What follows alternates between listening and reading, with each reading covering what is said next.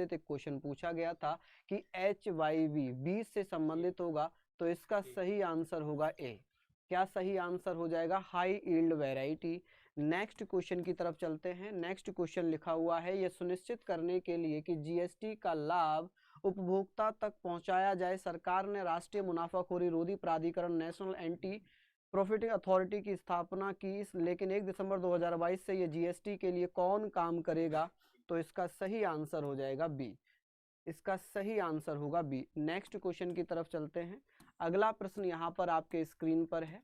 Next है 11वीं पंचवर्षीय योजना की अवधि क्या हो जाएगी? 2007 से 2012। निम्नलिखित में से 1991 में नई आर्थिक नीति के तहत संरचनात्मक समायोजन कार्यक्रम का हिस्सा नहीं था, तो इसका सही आंसर होगा भुगतान संतुलन का समायोजन। नेक्स्ट क्वेश्चन पर चलेंगे। लिखा हुआ है अगला प्रश्न आप लोगों के स्क्रीन पर। अगला प्रश्न यहाँ पर लिखा है कि राष्ट्रीय बैंक प्रबंधन संस्थान निम्स की स्थापना 1969 में निम्नलिखित में से किसके द्वारा? भारत सरकार के परामर्श बैंक प्रबंधन अनुसंधान शिक्षा और परामर्श के लिए स्वायत्त संस्थान है, तो आप कहेंगे आरबीआई के द्वारा। किसके द्वारा? आरबीआई इसका सही आंसर होगा। नेक्स्ट हम लोग चलते हैं आगे। नेक्स्ट क्वेश्चन है क्वेश्चन नंबर 6। लिखा है पॉलिटी का है, किस अनुच्छेद के तहत आपातकाल के दौरान मौलिक अधिकारों को निलंबित किया जा सकता है? तो अनुच्छेद 358 और 359 दोनों में ही मूल अधिकारों का यानी कि स्थगित किया जाता है, तो यहाँ पर भैया 359 हो जाएगा। ब्रिटिश प्रधानमंत्री रामसे मैकडोनाल्ड द्वारा बनाया गया सांप्रदायिक पुरस्कार निम्नलिखित में से किसका परिणाम होगा? तो इसका सही आंसर होगा दूसरा गोलमेज सम्मेलन। आगे बात कर लेते हैं। आगे हम लोग यहाँ पर बात करेंगे नेक्स्ट क्वेश्चन की तरफ। लिखा है भारतीय संविधान का कौन सा अनुच्छेद मुख्यमंत्री के कर्तव्य? तो यानी कि इसका होगा 167। 13 दिसंबर 1946 को संविधान सभा ने उद्देश्य प्रस्ताव, तो इसका आंसर हो जाएगा भैया पंडित जवाहरलाल नेहरू। चलिए नेक्स्ट क्वेश्चन यहाँ पर आ जाएगा। लिखा हुआ है कि भोजन के डिब्बों पर जिंक के स्थान पर निम्नलिखित में से किस धातु का लेप किया जाता है? तो इसका सही आंसर टिन हो जाएगा। आग के पास किस रसायन का अत्यधिक सूखा पाउडर? बेकिंग सोडा यानी कि भैया सोडियम बाइकार्बोनेट इसका सही आंसर होगा। लिखा हुआ लैक्टोमीटर निम्नलिखित में से किस सिद्धांत पर कार्य करता है? आर्किमिडीज के सिद्धांत पर कार्य करता है। आगे क्वेश्चन की तरफ चलते हैं। Question number 13। क्वेश्चन नंबर 13 पर हम लोग चलेंगे। यहाँ क्वेश्चन नंबर 13 है आपके स्क्रीन पर, लोकतंत्र और विकास के पंचायत राज संस्थान के पुनरुद्धार के लिए, तो इसका होगा एलएम सिंघवी, लक्ष्मीमल सिंधवी समिति। नेक्स्ट क्वेश्चन है यहाँ पर होगा आगे क्वेश्चन है आपका क्वेश्चन नंबर 14 पर हम लोग चलते हैं। देख रहे हैं कि भैया इसका सही आंसर क्या हो जाएगा? तो इसका हो जाएगा भैया रक्तचाप होगा। ठीक है, आगे है भैया मैथ, तो अभी राहुल सर इसका आंसर्स करेंगे।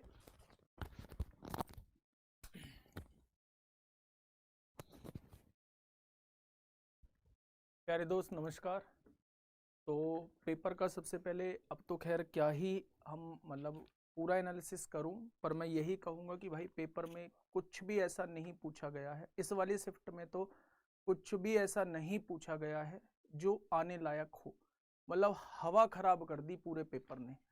केवल एक ग्राफ ऐसा था जिसे अगर मैं भी एग्जाम में बैठा होता तो शायद उसी ग्राफ को मैं उठा रहा होता।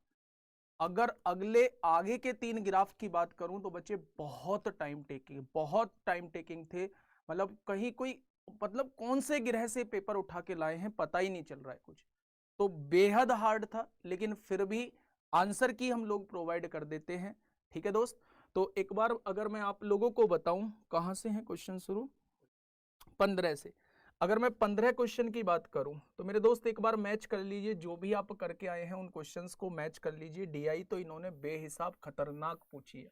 सुबह की शिफ्ट में थोड़ा सा ऐसा लगा था कि 1-2 डीआई हो सकती हैं, लेकिन शाम वाली शिफ्ट फिर ऐसे ही इन्होंने पूछ ली है। क्वेश्चन नंबर 15 का जो जवाब होगा सिंप्लीफिकेशन का क्वेश्चन है, ऑप्शन नंबर डी होगा।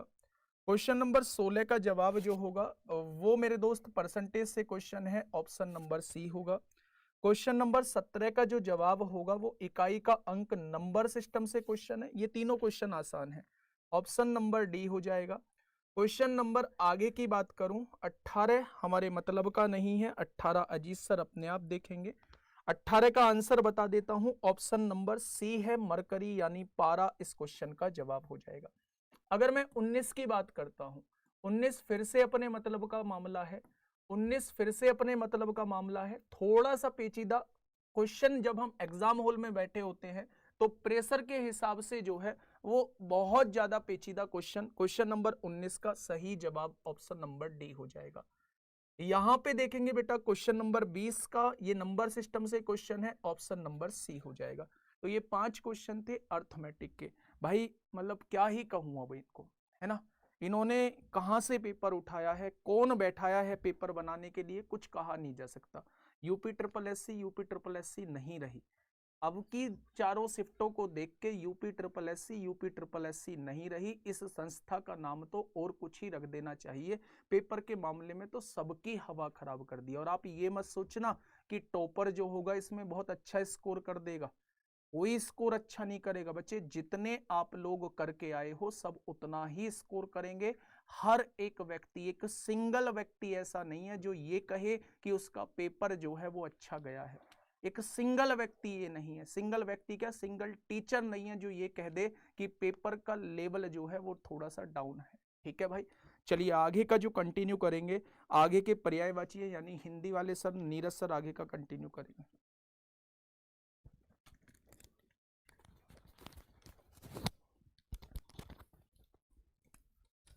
नमस्ते प्यारे साथियों, कैसे हैं आप सब लोग। तो प्यारे बच्चे, 5 क्वेश्चन हमारे जो व्याकरण से पूछे जा रहे हैं, जिसमें बेटा हमारे पर्यायवाची, विलोम, मुहावरे जो भी एग्जामिनर देता है उनको देख लीजिएगा। तो बेटा 21 से क्वेश्चन है, आप अच्छे से जानते हैं। इसमें पूछा गया है कि निम्नलिखित में से विकल्पों में निम्नलिखित किस विकल्प में सभी शब्द पर्यायवाची नहीं है। ठीक है, मतलब एक ही शब्द के पर्यायवाची नहीं है, कोई इनमें विषम पर्यायवाची आ गया है। तो बच्चों देखो, ये पत्थर का पर्यायवाची ऊपर सही है, ये बेटा मोक्ष केवल्य निर्वाण का सही है, लेकिन ऑप्शन नंबर सी यहाँ पर बच्चों त्रुटि वाला, जिसमें वासर दे दिया रात्रि के साथ। ठीक है, तो इसका प्यारे बच्चे ऑप्शन नंबर सी हमारा होगा। अगला क्वेश्चन नंबर है 22, निम्नलिखित में से किस विकल्प में शब्द समश्रुत भिन्नार्थक का सही अर्थभेद नहीं है। तो बेटा देखो, आपको आंसर लगाना है इसमें ऑप्शन नंबर ए, क्योंकि एक दूसरे के विपरीत कर दिए। ठीक है मेरे दोस्त, तो प्यारे बच्चे इस तरह से ऑप्शन नंबर ए यहाँ पर बनता है आपका राइट आंसर। ठीक है, बाकी सभी क्रम में लगे हुए हैं तो सही है। तो यहाँ पर ए जो था बच्चों वो क्रम में नहीं है, इसलिए प्यारे बच्चों ऑप्शन नंबर ए आपका होता है। अगले क्वेश्चन की तरफ चलेंगे। चांदी का जूता मारना मुहावरा पूछा है। तो बेटा आप सब समझते हैं, आज के युग के बच्चे हैं, चांदी का जूता कैसे मारा जाता है। जब आप किसी को रिश्वत देते हैं, पैसा देते हैं, उसके बल पर अपना काम करा लेते हैं, तो बेटा डी ऑप्शन होता है रिश्वत देना। ठीक है, बिल्कुल। फिर अगला क्वेश्चन है, इसमें साहित्य से पूछा गया है बच्चों कि भारतीय आत्मा किस कवि का उपनाम है। तो बेटा एक ही हमारे व्यक्ति हैं जो माखनलाल चतुर्वेदी जी हैं, तो ऑप्शन नंबर बी आपका यहाँ पर प्यारे बच्चों राइट होता है। ठीक है, फिर प्यारे दोस्त अगला क्वेश्चन आया है संधि विच्छेद से। उर्मिलेश संधि पूछी है। तो बेटा आपको पता है यहाँ पर आ का मेल यदि आप किससे कर देंगे, बड़ी वाली ई से कर देंगे, तो बेटा एक ही आवाज यहाँ पर आ जाएगी। तो मेरे प्यारे दोस्त ऐसी आवाज आपको केवल ऑप्शन नंबर डी के माध्यम से मिलती है, जो ऑप्शन नंबर डी आपका राइट होता है। ठीक है मेरे प्यारे बच्चों, और बेटा आगे चलते हैं नेक्स्ट, तो आगे देखेंगे। अच्छा, तो आगे आते हैं बच्चों, ये आपके क्वेश्चन है इंग्लिश के। भैया इंग्लिश के अजीत सर आप बता दीजिए, बताएंगे। इंग्लिश वाले मास्टर जी नहीं है, लीजिए लो बेटा, इंग्लिश के आपको राहुल सर बताएंगे। ठीक है, चलो इस बार बेकार गया है। हाँ बेटा थोड़ी परेशानी, क्या पेपर का लेवल अच्छा खासा था।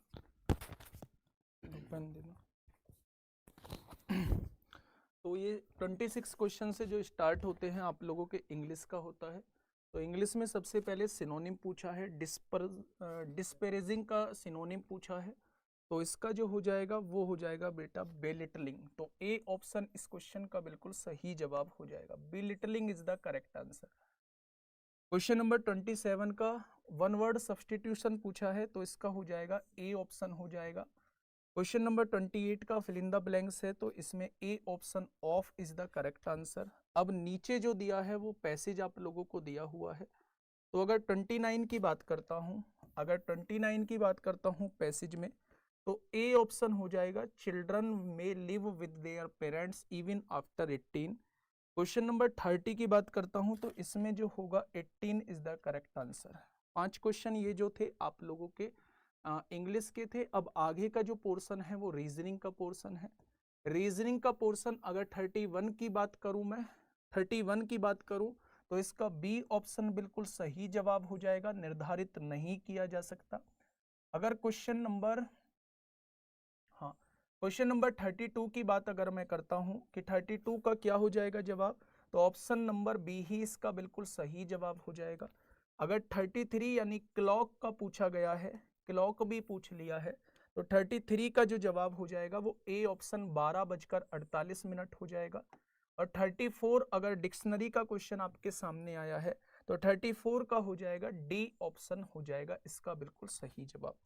नेक्स्ट अगर मैं 35 की बात करूं तो ये जो है ये आपके सामने इसका जवाब हो जाएगा 35 का बी ऑप्शन इस क्वेश्चन का बिल्कुल सही जवाब हो जाएगा। दोनों कथन एक और सेकंड स्वतंत्र कारण है। तो ये जो था आप लोगों के सामने जो था रीजनिंग वाला पोर्शन था। अब जो बचा हुआ है वो आगे का अजीत सर करेंगे जीके का, फिर उसके बाद जो है मैं आपको ग्राफ के बता दूंगा। ग्राफ के एक बार आप लोग मैच कर लेना, ठीक है।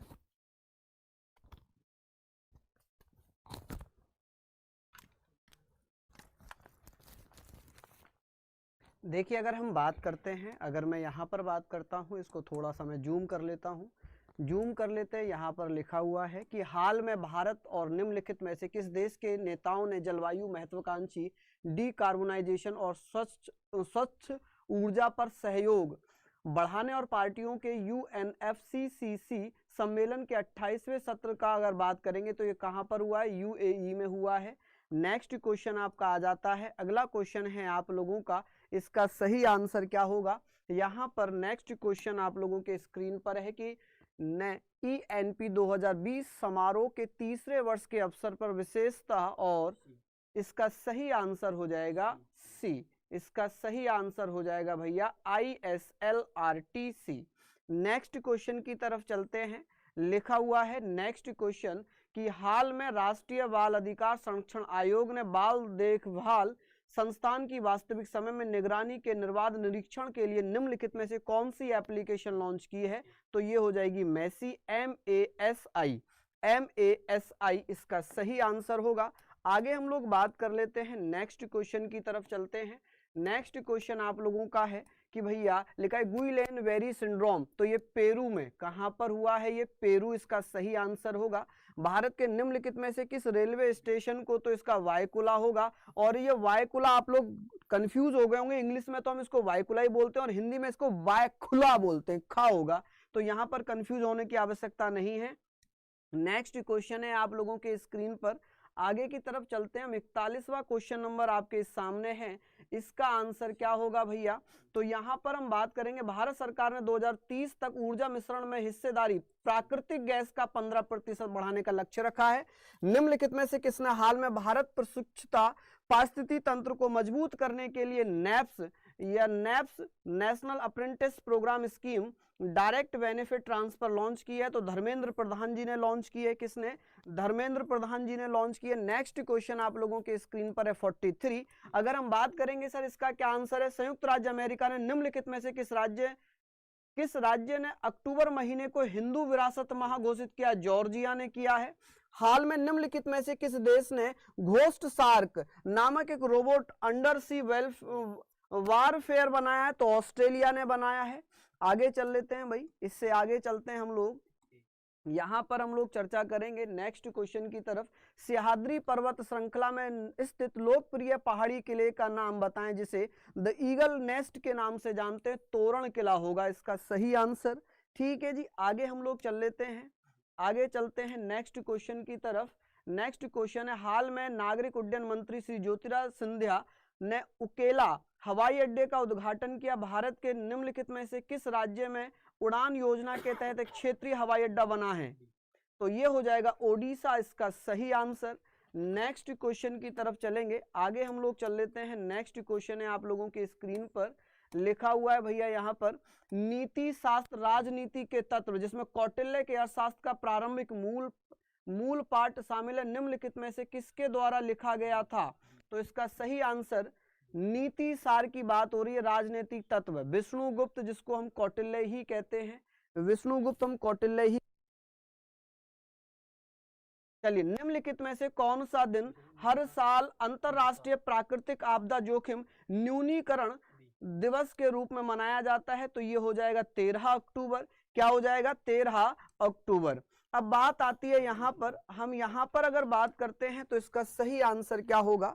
इसकी अगर मैं बात करूं, घोड़े के नाल के आकार की पातालकोट घाटी का रमणीय दृश्य प्रदान करने वाला तामिया हिल, तो तामिया हिल बेटा मध्य प्रदेश के छिंदवाड़ा में होगा।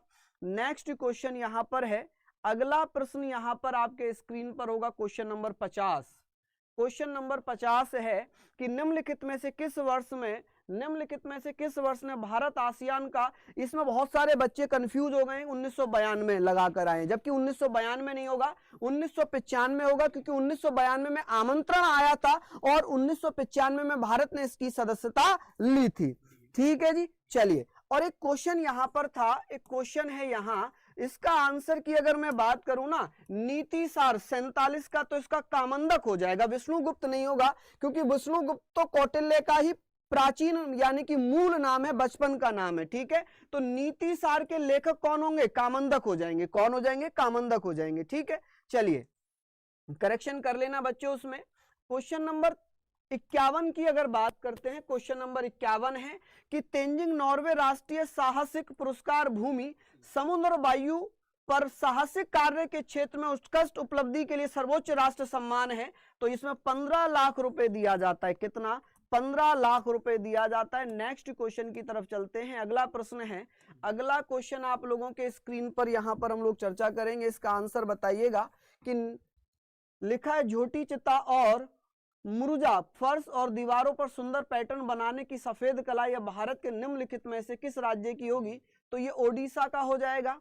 भारत के महान त्रिकोणीय सर्वेक्षण का काम 10 अप्रैल 1802 में मद्रास के शुरू हुआ, जबकि मद्रास देशांतर से संबंधित एक आधारभूत माप किया गया था। वर्तमान में मद्रास वेधशाला को हम भारतीय खगोल भौतिकी संस्थान के नाम से जानते हैं। तो 53 का हो जाएगा सी। नेक्स्ट क्वेश्चन की तरफ चलेंगे। नेक्स्ट क्वेश्चन हमारा 54। अगर इसकी हम बात कर लेते हैं कि सर जी जाम्बिया की राजधानी क्या है, तो इसका सही आंसर क्या होगा? बी इसका सही आंसर हो जाएगा। यानी कि जाम्बिया की राजधानी क्या हो जाएगी भैया? लुसाका हो जाएगी। और इसकी क्यूबा की क्या हो जाएगी? हवाना हो जाएगी। रवांडा की किंगली हो जाएगी और बहरीन की मनामा हो जाएगी। ठीक है जी, चलिए नेक्स्ट क्वेश्चन की तरफ चलते हैं। आगे हम लोग बात कर लेते हैं। नेक्स्ट क्वेश्चन है आपका, लिखा हुआ है कि निम्नलिखित में से कौन सा भारत का पहला डीवीओटी मॉडल आउटडोर स्टेडियम है? तो इसका सही आंसर होगा स्पोर्ट्स हब तिरुवनंतपुरम। आगे हिंदी है, नीरज सर आपके साथ रहेंगे।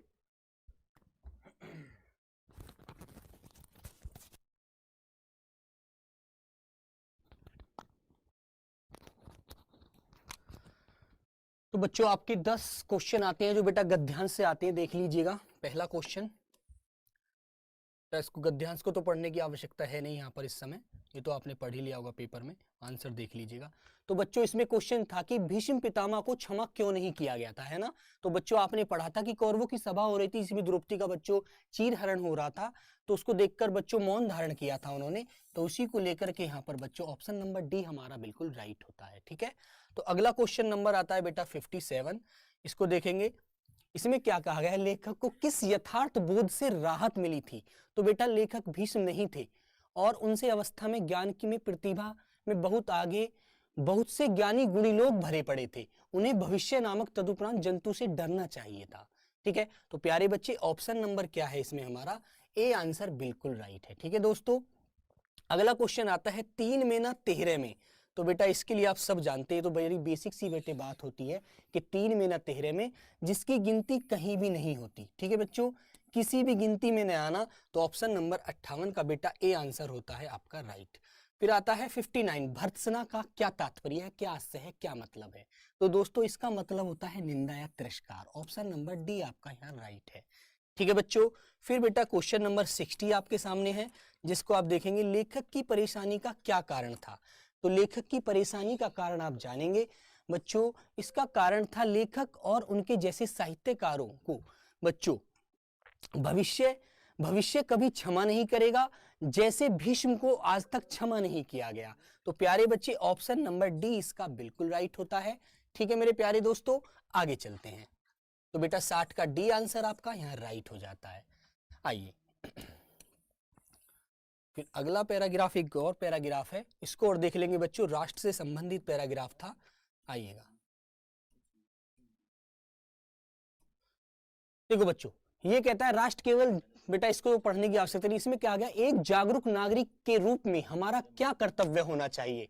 तो बच्चों इसके लिए ऑप्शन नंबर डी होता है, धर्म, जाति, भाषा आदि के तुच्छ मतभेदों को भुलाकर एक सुयोग्य, बेटा जो लायक हो, तो लायक सुयोग्य कर्मठ व्यक्ति को मत देना चाहिए। तो ऑप्शन नंबर डी इसका बच्चों राइट है। अगला क्वेश्चन नंबर आता है बेटा 62 आपके सामने। इसमें देखेंगे देश में चलने वाले अनेक प्रकार के आंदोलनों का क्या परिणाम था। तो बच्चों आपसी घृणा और विद्वेष पैदा कर देने से राजनीतिक दलों में अपने वोट बैंक बढ़ाने से मदद मिलेगी? नहीं बच्चों। तो प्यारे बच्चे इसका आंसर जो होगा हमारा वो होगा मेरे प्यारे बच्चे बी वाला ही, कि आपसी घृणा जो द्वेष ईर्ष्या पैदा करने से राजनीतिक दलों को अपने वोट बैंक बढ़ाने से मदद मिलेगी, हम दोनों में हमें आपस में फूट पड़ जाएगी। ठीक है, तो बी बच्चों इसका राइट आंसर है। अगला क्वेश्चन है बेटा 63 नंबर, इसको देखेंगे।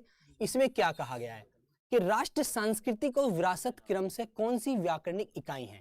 तो बेटा ये आपको पता है राष्ट्र संज्ञा है। अब संज्ञा आपको 3 में दी हुई है, सी को तो वैसे ही काट देना था। ठीक है, तो बच्चों ये हमारी राष्ट्र क्या है, संज्ञा है। सांस्कृतिक, तो बेटा ये सांस्कृतिक क्या है, विशेषण है। तो विशेषण किस में आ रहा है, इसमें भी आ रहा है, इसमें भी आ रहा है। फिर हम विरासत के पास पहुंचे, तो ये विरासत बेटा संज्ञा होती है। तो ऑप्शन नंबर ए ही इसका राइट है, यहाँ पर याद रखेंगे। ठीक है, फिर आया बेटा क्वेश्चन नंबर 64। ठीक है, 64 नंबर है, इसको और देख लेंगे एक बार। इसमें क्या कहा गया है कि अंतर विरोध, तो बेटा आपको पता है जहां रेफ रे होता है तो सीधा सा उसके लिए विसर्ग लगाते हैं। तो बच्चों इसका बी आंसर है आपका विसर्ग संधि। ठीक है बच्चों, आपने अच्छे से ये चीज पढ़ी भी रखी होगी। चलिएगा, फिर आता है व्यक्ति की दृष्टि से कब संकुचित हो जाता है, जब व्यक्ति धर्म, जाति, कुल आदि को प्रमुख मानने लगता है, हर चीज उसके लिए वही हो जाती है। तो प्यारे बच्चों बी ऑप्शन इसका यहाँ पर राइट होता है। ठीक है दोस्तों, चलिएगा आ जाइए भी। आगे आता है बच्चों ये मैथ का क्वेश्चन है, तो राहुल तेवतिया सर आपको कराएंगे। लीजिए प्यारे बच्चे।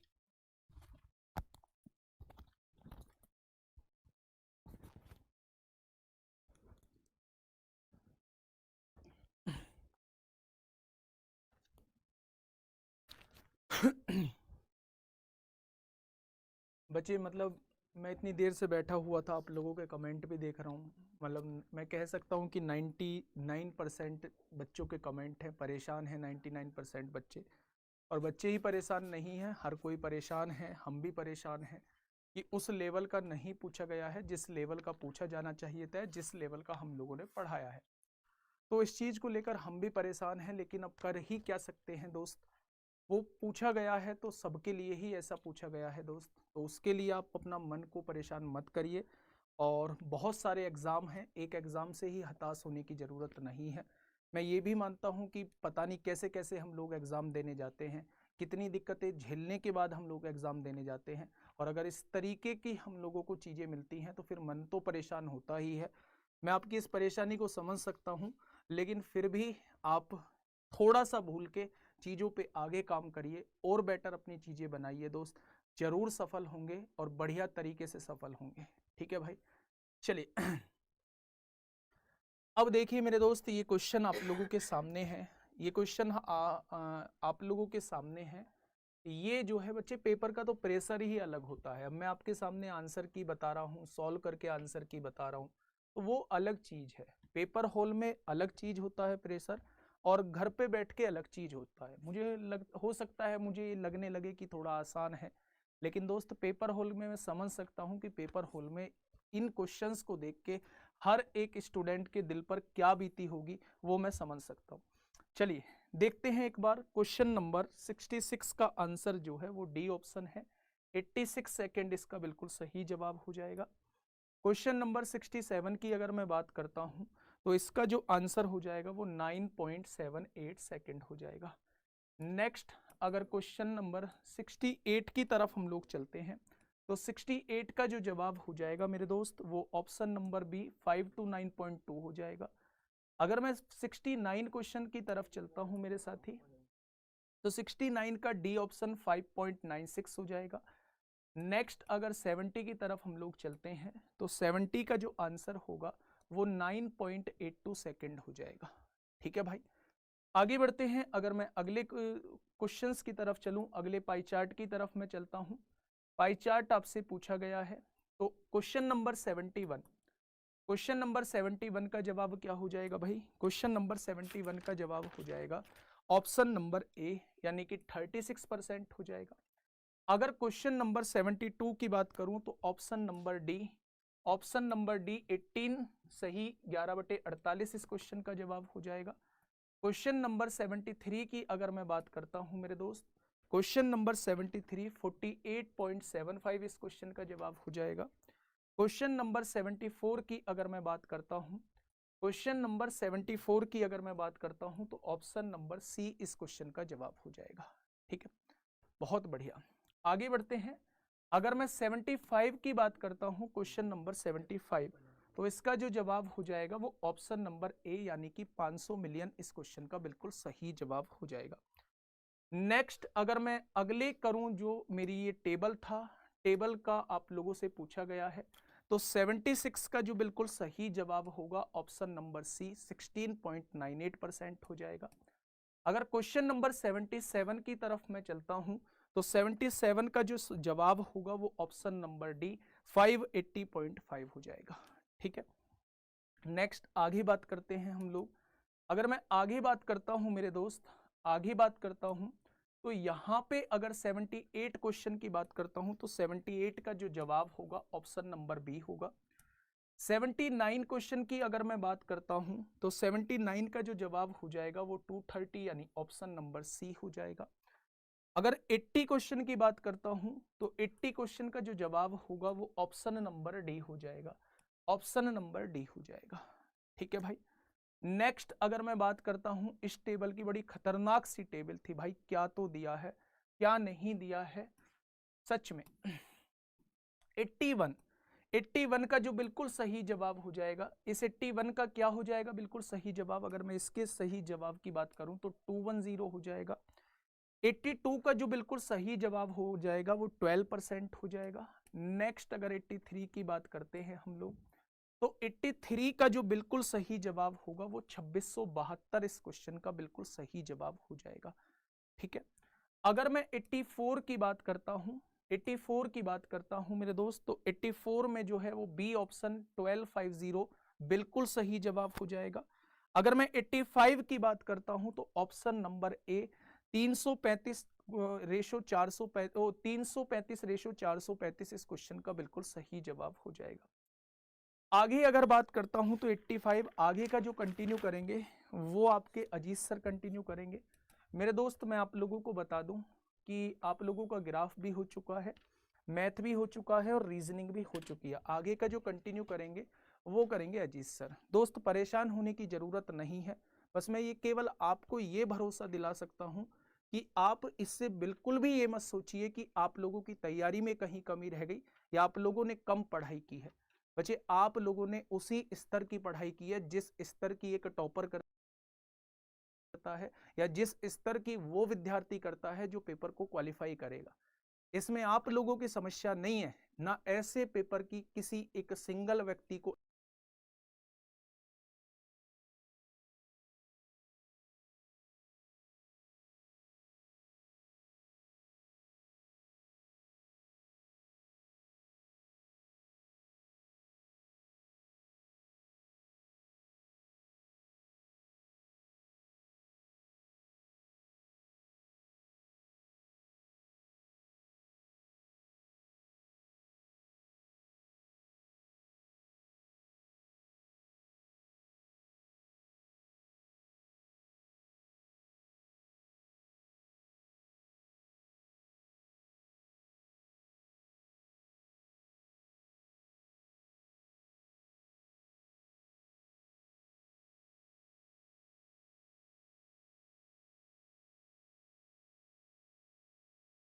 एक्सपेक्टेशन थी, ना ऐसा पेपर बनना चाहिए था, क्योंकि एक जस्ट एंट्रेंस एग्जाम था। तो आप लोग बिल्कुल परेशान मत होइए, लाइफ में बहुत सारी अपॉर्चुनिटी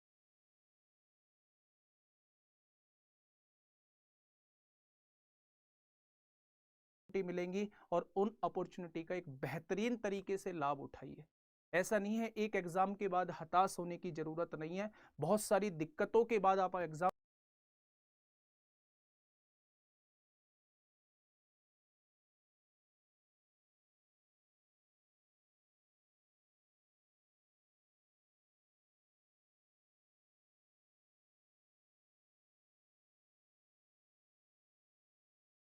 देने गए होंगे, हम सब लोग मानते हैं। लेकिन दोस्त कर भी क्या सकते हैं, बस आगे के लिए मन लगा के पढ़ाई करिए और बहुत अच्छे से अपने पे ऊपर और मेहनत कीजिए। यकीन मानिए कि बहुत बढ़िया आप आगे कर रहे होंगे। ठीक है, तो धन्यवाद।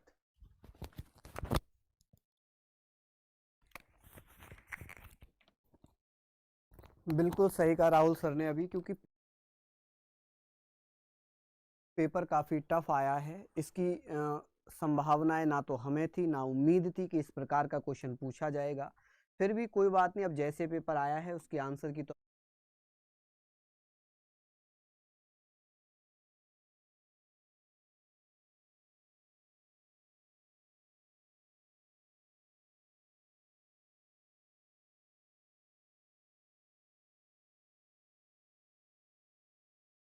हमें देनी ही है। हालांकि हम लोग इसका बिल्कुल भी समर्थन नहीं करते कि पेपर इजी है।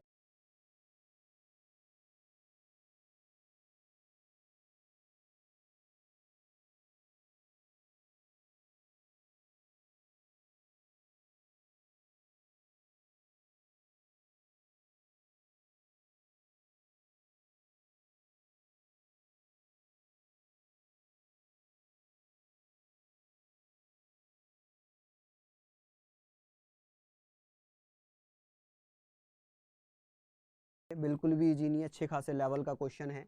यहाँ पर माना जाता है कि गौतम सिद्धार्थ या गौतम बुद्ध ने अंतिम अनुभूति के लिए बौद्ध गया।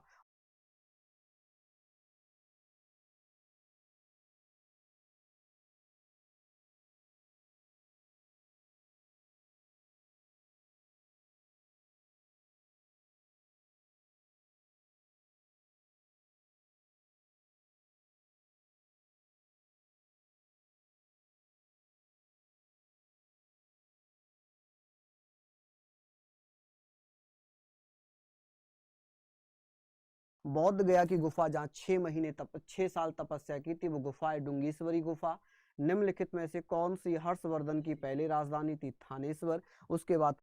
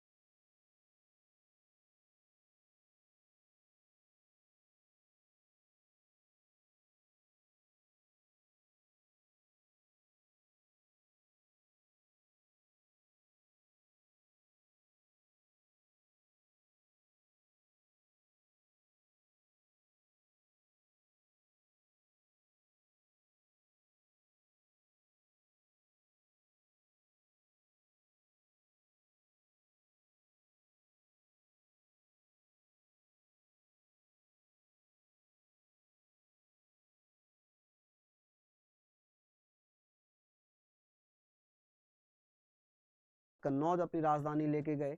अकबरनामा की अगर मैं बात करता हूं तो आप कहेंगे सर अकबरनामा के बारे में हम लोग यहाँ पर बात करेंगे। उसका तीसरा खंड पूछा है। इस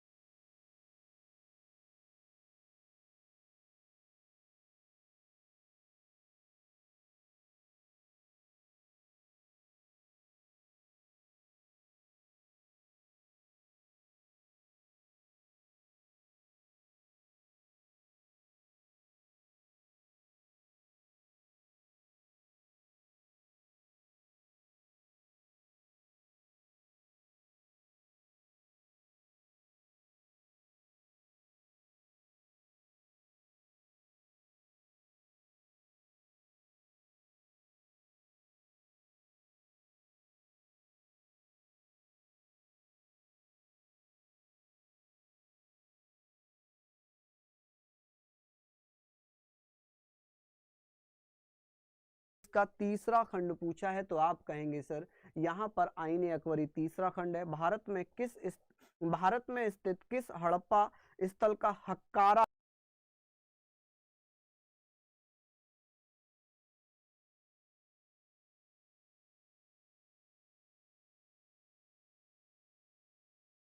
या हकरा, तो राखी गढ़ी से बेटा इसके मृदभांड मिले हैं। नेक्स्ट क्वेश्चन यहाँ पर हम लोग चलते हैं आगे, हम लोग यहाँ पर बात कर लेते हैं, इसको हम लोग देख लेते हैं भैया इसका सही आंसर क्या होगा। क्वेश्चन नंबर 90 का लिखा है कि बेटा भारतीय राष्ट्रीय कांग्रेस के आंदोलन के दौरान मंत्रालय ने इस्तीफा दे दिया था, तो बेटा कांग्रेस ने 1939 में इस्तीफा दे दिया था।